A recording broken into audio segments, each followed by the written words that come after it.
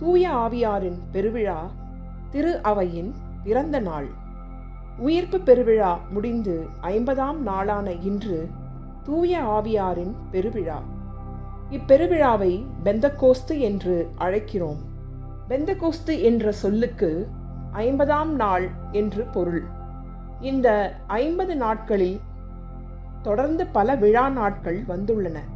உயிர்ப்பு பெருவிழாவை தொடர்ந்து இறை இரக்கத்தின் ஞாயிறு, அதற்கு பின் நல்லாயன் ஞாயிறு, சென்ற வாரம் விண்ணேற்ற பெருவிழா, இந்த ஞாயிறு தூய ஆவியாரின் பெருவிழா என்று நாம் கொண்டாடி மகிழ பல ஞாயிறுகள் தொடர்ந்து வந்தன. இனிவரும் நாட்களிலும் மூவொரு இறைவனின் திருவிழா, கிறிஸ்துவின் திருவுடல் திருரத்த திருவிழா, கிறிஸ்துவின் திரு இருதய திருவிழா என்று விழாக்களும் கொண்டாட்டங்களும் தொடரும். ஒவ்வொரு விழாவையும் கொண்டாடினோம் அல்லது கொண்டாடுகிறோம் என்று சொல்லும்போது எதை கொண்டாடுகிறோம், எப்படி கொண்டாடுகிறோம் என்பதை சிந்திப்பது நல்லது. இயேசுவின் உயிர்ப்பு, விண்ணேற்றம், தூய ஆவியாரின் வருகை என்ற இந்த 3 விழாக்களும் நமது கிறிஸ்தவ விசுவாசத்தின் அடித்தளமான உண்மைகள். இந்த முக்கியமான உண்மைகள் முதலில் நிகழ்ந்தபோது எக்காலம் ஒலிக்க, வான வேடிக்கைகள் கண்ணை பறிக்க, இம்மறை உண்மைகள் உலகத்தின் கவனத்தை ஈர்த்திருக்க வேண்டுமல்லவா? அப்படி நடந்ததாக தெரியவில்லையே. மாறாக இந்த ஒவ்வொரு நிகழ்வும் முதலில் நடந்தபோது அமைதியாய் நடந்தன. எப்போது எப்படி நடந்ததென்றே தெரியாமல் அமைதியாக நிகழ்ந்த ஒரு முக்கிய மறை உண்மை உயிர்ப்பு. நெருங்கிய சீடர்களுக்கு மட்டும் இயேசு தந்த ஓர் அமைதியான அனுபவம் விண்ணேற்றம். இன்று நாம் எண்ணி பார்க்கும் தூய ஆவியாரின் விழாவோ அன்னை மரியாவுக்கும் சீடர்களுக்கும் அந்த மேலறையில் உண்டான மாற்றங்களை கூறும் ஒரு விழா. அந்த மேலறை அனுபவத்திற்கு பின் எருசலேமில் இருந்தோர் பலருக்கு இந்த பெருவிழாவின் தாக்கம் வெளிப்பட்டது என்று இன்றைய முதல் வாசகம் நமக்கு சொல்கிறது. கிறிஸ்தவ விசுவாசத்தின் கருப்பொருளான அடித்தளமான இந்த மறை உண்மைகள் அனைத்துமே உலகின் கவனத்தை அதிகம் ஈர்க்காமல் நடைபெற்ற நிகழ்வுகள். விழா என்ற எண்ணத்திற்கு இவ்வுலகம் வகுத்துள்ள இலக்கணத்திற்கு முற்றிலும் மாறுபட்டதோர் இலக்கணத்தை இவ்விழாக்கள் வகுத்துள்ளன.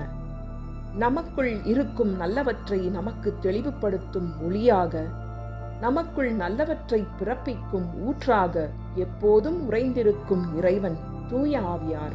இவரது பெருவிழாவை கொண்டாடும் இத்தருணத்தில் நம்முள் உறையும் தூய ஆவியாரின் வழிநடத்துதலை ஒவ்வொரு நாள் வாழ்விலும் உணரும் வரத்தை ஒவ்வொருவருக்காகவும் வேண்டுவோம்.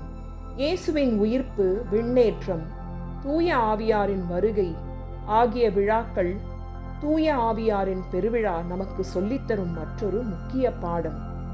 அவர் வானிலிருந்து இறங்கி வந்து சிறிது காலம் நம்மோடு தங்கிவிட்டு மீண்டும் விண்ணகம் சென்றுவிடும் இறைவன் அல்ல.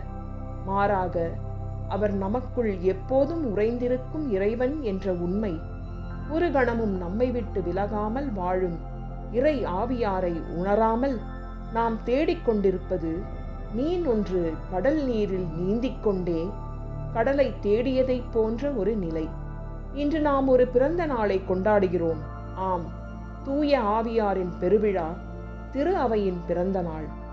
திரு அவை என்ற குழந்தை பிறந்த விதம், பிறந்ததும் அக்குழந்தையிடம் வெளிப்பட்ட குணம் ஆகியவை இன்றைய நம் உலகிற்கு தேவையான பாடங்களை சொல்லித் தருகின்றன. திரு அவை என்ற குழந்தை பிறந்தது ஒரு குழுவில், ஒரு குடும்பத்தில். தூய ஆவியாரின் வருகை என்ற பேருண்மை தனியொரு மனிதருக்கு காட்டின் நடுவில் அல்லது மலை உச்சியில் ஏற்பட்ட ஓர் அனுபவம் அல்ல. அன்னை மரியாவுடன் ஜெபத்தில் இணைந்திருந்த சீடர்கள் நடுவில் தூய ஆவியார் இறங்கி வந்தபோது திரு அவை பிறந்தது. குழுவாய், குடும்பமாய் நாம் இணைந்து வரும்போது ஆழ்ந்த இறை அனுபவம் உருவாகிறது என்பது திரு அவை என்ற குழந்தை பிறந்ததும் நமக்கு சொல்லித்தந்த முதல் பாடம். திரு அவை என்ற குழந்தை பிறந்ததும் வெளிப்பட்ட மற்றொரு குணத்தை திருத்தூதர் பணிகள் நூலில் நாம் இவ்வாறு வாசிக்கிறோம். அவர்கள் அனைவரும் தூய ஆவியால் ஆட்கொள்ளப்பட்டனர்.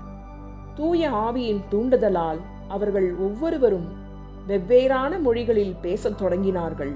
திரு அவை என்ற குழந்தை பிறந்ததும் பேசத் துவங்கியது. அதுவும் பல்வேறு மொழிகளில் பேசத் துவங்கியது. தூய ஆவியாரின் வருகையால் பிறந்த திரு அவை பிறந்ததும் உலகிற்கு சொல்லித்தந்த அழகான பாடங்களில் ஒன்று, மனித இதயங்கள் இணைந்து வரும்போது மனிதர்கள் உருவாக்கிய மொழி என்ற எல்லை தேவையில்லை என்ற பாடம். பேசியவர்கள் கலிலேயர்கள், ஆனால் அவர்கள் சொன்னதை செவிமடுத்தவர்கள் பார்த்தர், மேதியர், எலாமியர் என்று பல குலத்தவர். இது எவ்விதம் சாத்தியமானது என்பதற்கு இன்றைய முதல் வாசகத்தின் இறுதி வரிகள் விடை பகர்கின்றன. யூதரும் யூதம் தழுவியோரும் கிரேக்கரும் அரேபியரும் ஆகிய நாம் நம் மொழிகளிலே கடவுளின் மாபெரும் செயல்களை இவர்கள் பேச கேட்கிறோமே என்றனர். இதயங்கள் இணைந்து பேசுவது கடவுளின் மாபெரும் செயல்கள் என்றால் அங்கு மொழியே தேவையில்லை என்பதையும் தூய ஆவியாரின் பெருவிழா நமக்கு உணர்த்துகிறது.